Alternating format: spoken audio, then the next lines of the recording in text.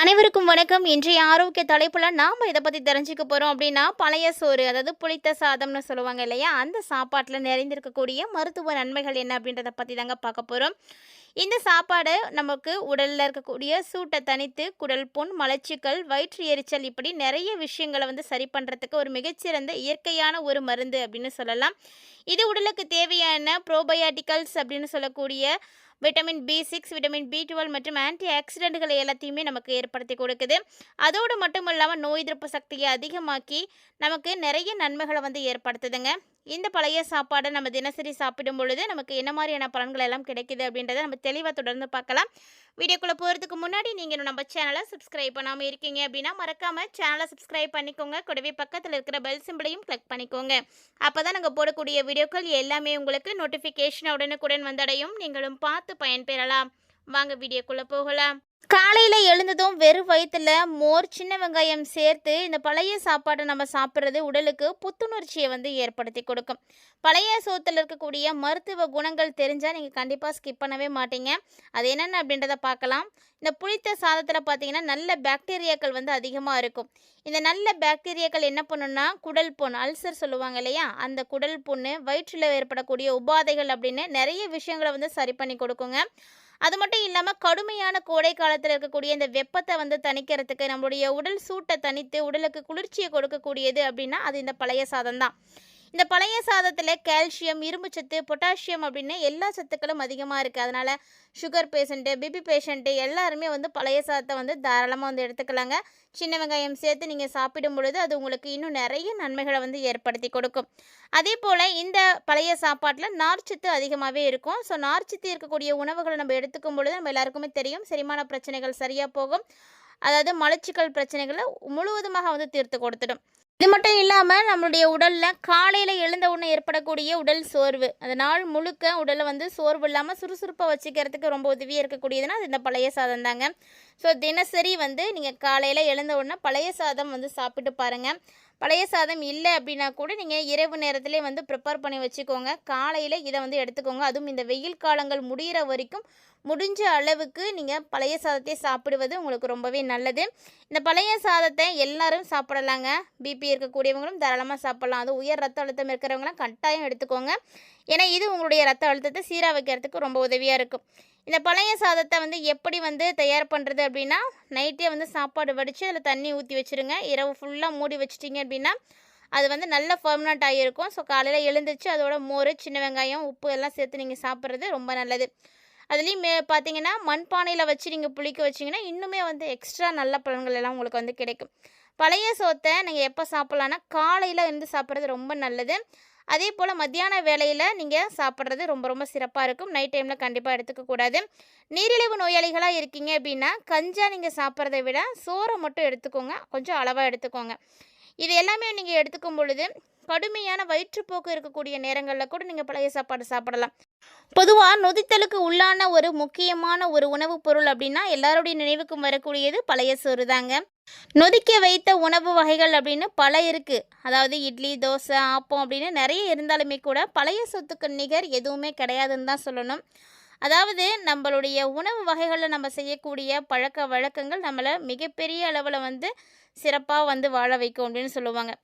நொதித்தல் அப்படின்னா வேறு ஒன்றும் கிடையாது. முன்னாடி நாள் செய்த சோறை நீங்கள் 8 to 12 மணி நேரம் அப்படியே விடும் பொழுது அந்த சோறில் லாக்டிக் அமிலத்தை உற்பத்தி செய்யக்கூடிய தன்மை இருக்கும். ஸோ அது அதை உற்பத்தி பண்ணும். இதுதான் நொதித்தல்.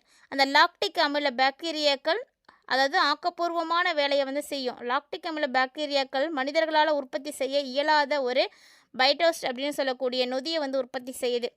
இந்த பைட்டஸ் அப்படின்ற நொதி தாங்க உங்களுக்கு ரொம்பவே நல்லது. அரிசியில் இருக்கக்கூடிய கெடுதலை விளைவிக்கக்கூடிய எதிர் ஊட்டச்சத்துன்னு சொல்லக்கூடிய பைட்டிக் அமிலத்தை செரிமானம் செஞ்சு அதை எல்லாத்தையும் உடைச்சி அதனுடைய அளவை எல்லாத்தையுமே சரி பண்ணுது. அதாவது பழைய சோறில் நம்முடைய உடலை கிரகித்து கொள்ள தேவையான எல்லா விதமான சத்துக்களும் இருக்குது. குறிப்பாக இரும்புச்சத்து, கால்சியம், மெக்னீஷியம், பொட்டாசியம் அப்படின்னு நிறைய சத்துக்கள் இந்த பழைய சாப்பாட்டில் இருக்குது. புதுசாக சமைத்த அரிசியில் இருக்கக்கூடிய மொத்த இரும்பு சத்தில் பெரும்பான்மையான சத்து பைட்டிக் அமிலத்தோடு இணைந்திருக்கும். ஸோ இது உடலால் முழுவதுமாக கிரகித்து கொள்ள முடியாது. அதே நேரம் நொதித்தலுக்கு உள்ளான பின்பு தான் அந்த பைட்டிக் அமிலம் அந்த அளவில் குறைந்து போவதால் கிரகித்தலுக்கு இரும்பு சத்தை கொடுக்குது.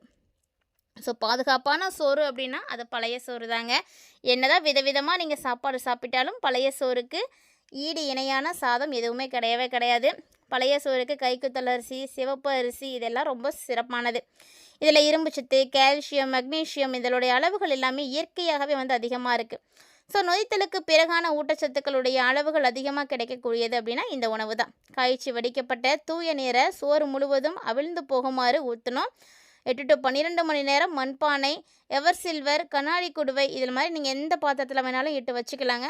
காற்று போகிற மாதிரி மூடி வைங்க. ஸோ லாக்டிக் அமில பாக்டீரியா சுவாசிக்க கொஞ்சம் ஆக்சிஜன் வேணும். ஸோ முழுவதும் வந்து புகாத மாதிரிலாம் மூடக்கூடாது.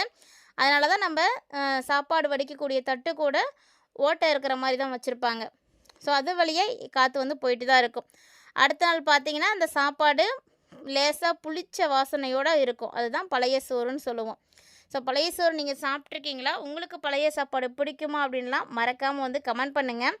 இது வந்து நொதித்தலால் வரக்கூடியது தான் அந்த ஸ்மெல்லு கூட. ஸோ பழைய சோத்தில் உடலால் கிரகித்து கொள்ளக்கூடிய இரும்புச்சத்து சுமார் 21 மடங்கு வந்து உயர்ந்திருக்குங்க. இதை உண்ணக்கூடியவர்களுக்கு உடலில் இரும்புச்சத்து சேமிக்கப்படுவதை உணர்த்தக்கூடிய ஃபெர்ரின் அளவு சாதாரண அரிசியில் சோத்தை சாப்பிடக்கூடியவங்களுக்கு விட அதிகமாகவே கிடைக்குது.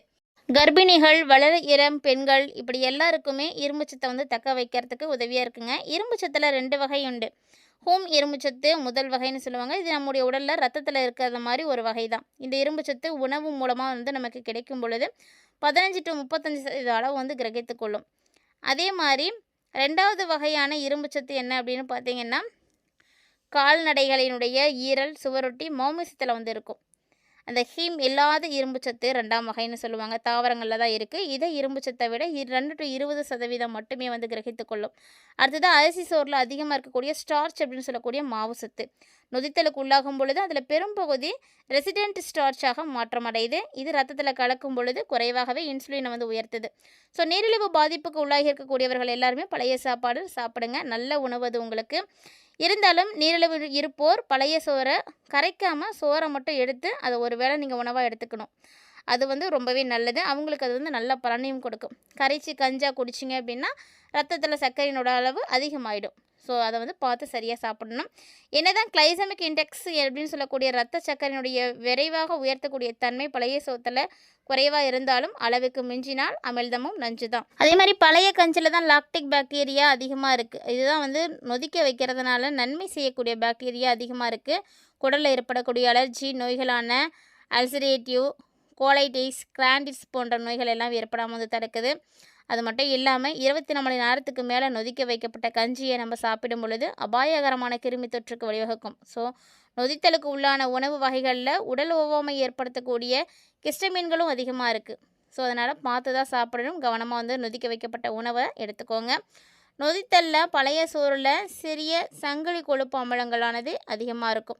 காமா அமினோ, புரோட்டீன் அமிலம், பெருலிக் அமிலம் போன்றவை எல்லாமே அதிகமாக இருக்கும். இன்சுலின் செயல்பாட்டையும் குளுக்கோஸ் வளர்ச்சித மாற்றத்தையும் தூண்டி நீரிழிவு, உடல் பருமன் உள்ளிட்ட இன்சுலின் எதிர்ப்பு நிலைகளை சார்ந்த நோய்களுடைய தன்மையை வந்து கொடுத்துடும். அதனால் பார்த்து கவனமாக தான் சாப்பிடணுங்க. 8 to 12 மணி நேரத்துக்கு மேலே நொதிக்க வைக்கும் பொழுது எல்லா பிரச்சனைகளும் வரும். அதனால் சரியான டைமில் நொதிக்க வச்சு சாப்பிடுங்க. ஒரு வேளை உணவுக்கு மாற்றாக நீங்கள் பழைய சோறு எடுத்துக்கோங்க, ரொம்ப நல்லது. 3 வேளையும் உணவுக்கு கூடுதலாக 4வது வேளையாக 5வது உணவாக நீங்கள் கஞ்செல்லாம் வந்து எடுக்கிறது உடல் பருமனுக்கும் நீரிழிவு நோய்களுக்கும் வழிவகுத்து கொடுத்துடும். அதனால் அளவாக சாப்பிடுங்க. ஸோ இந்த பழைய சாப்பாடில் என்னென்ன சத்துக்கள் இருக்குது, அது என்ன வகைகளை நம்ம பயன்படுத்தலாம் அப்படின்றத பற்றி நிறைய விஷயங்களை பார்த்துருப்பீங்கன்னு நினைக்கிறேன். ஸோ இந்த பழைய சோறு யாருக்கெல்லாம் ரொம்ப பிடிக்குமோ மறக்காமல் கமெண்ட் பண்ணுங்கள்.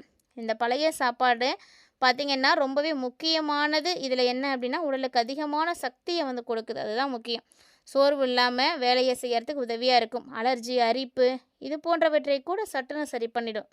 அல்சர் இருக்கக்கூடியவங்களாம் கட்டாயமாக இதை எடுத்துக்கோங்க. நீங்கள் ஆச்சரியப்படக்கூடிய வகையில் உங்களுக்கு பலன் கிடைக்கும்.